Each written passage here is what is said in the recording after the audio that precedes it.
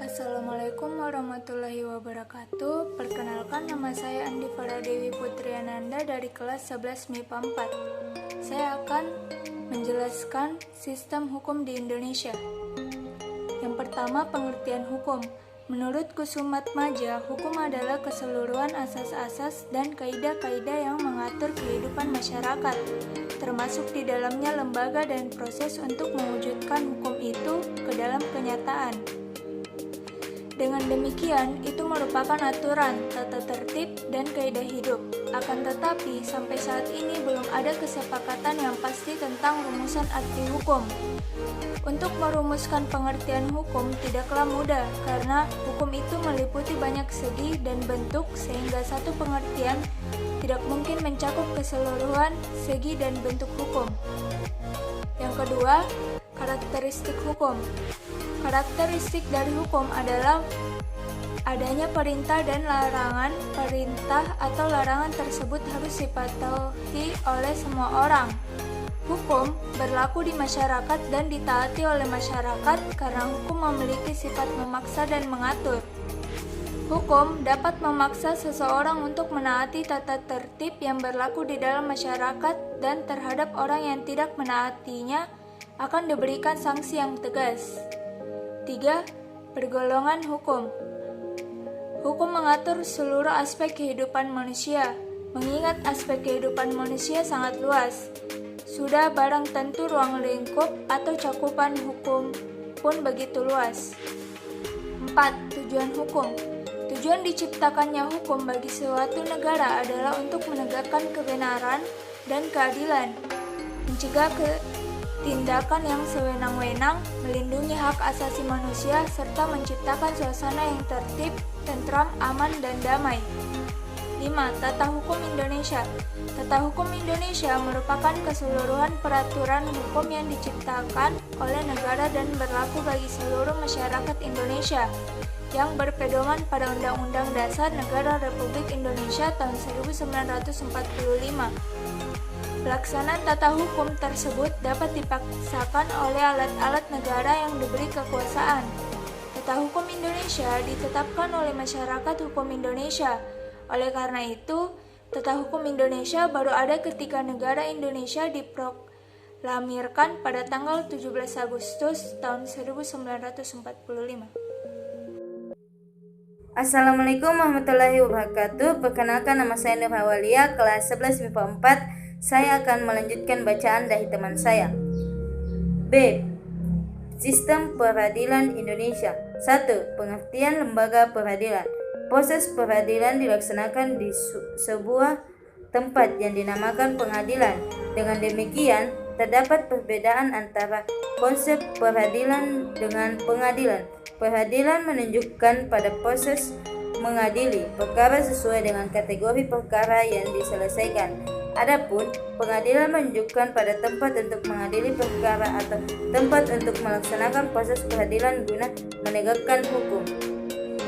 Pengadilan secara umum mempunyai tugas untuk mengadili perkara menurut hukum dengan tidak membeda-bedakan orang.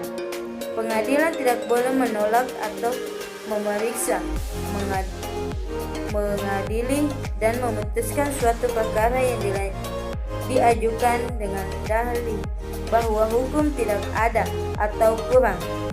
Pengadilan wajib memeriksa dan mengadili setiap perkara peradilan yang masuk. 2. Dasar hukum lembaga peradilan. Peraturan perundang-undangan menjadi pedoman bagi lembaga-lembaga peradilan dengan melaksanakan tugas dan wewenang sebagai lembaga yang melaksanakan kekuasaan kehakiman secara bebas tanpa ada intervensi atau campur tangan dari siapapun. 3. Klasifikasi lembaga peradilan.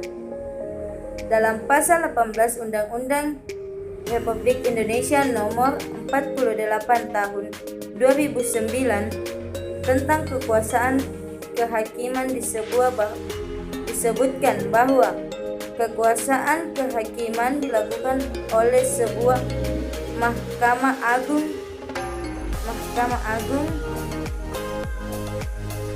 badan peradilan yang berada di bawah dan lingkungan peradilan umum, lingkungan peradilan agama, lingkungan peradilan militer, lingkungan peradilan tata usaha negara, dan oleh sebuah mahkamah konstitusi. 4. Perangkat lembaga peradilan. A.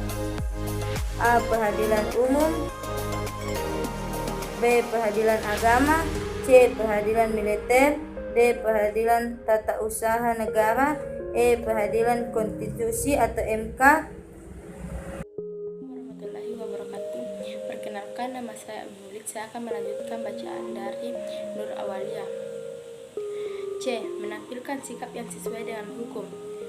1. Perilaku yang sesuai dengan hukum. Dalam kehidupan bermasyarakat, berbangsa, dan bernegara, kita tidak akan dapat mengabaikan semua aturan atau hukum yang berlaku.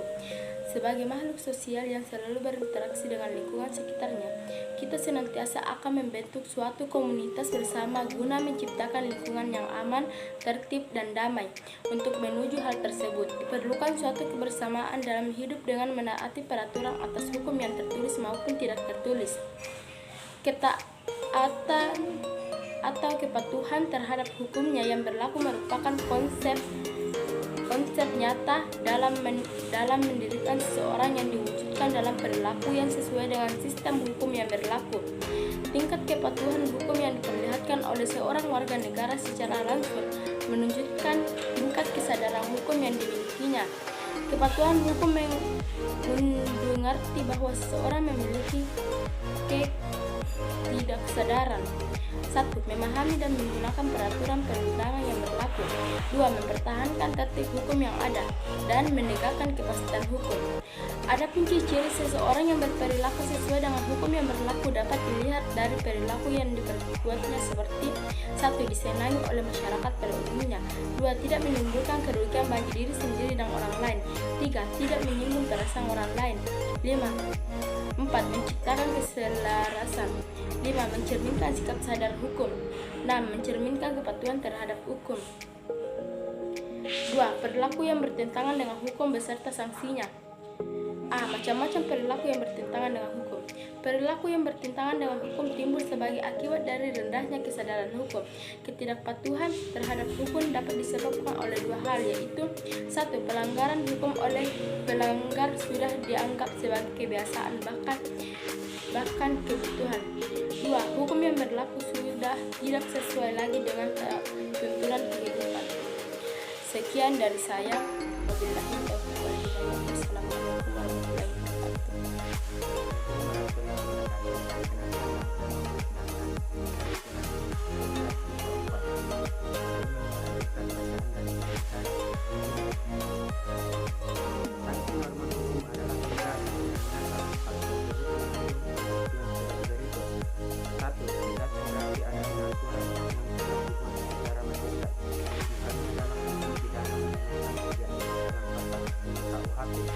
dalam perkara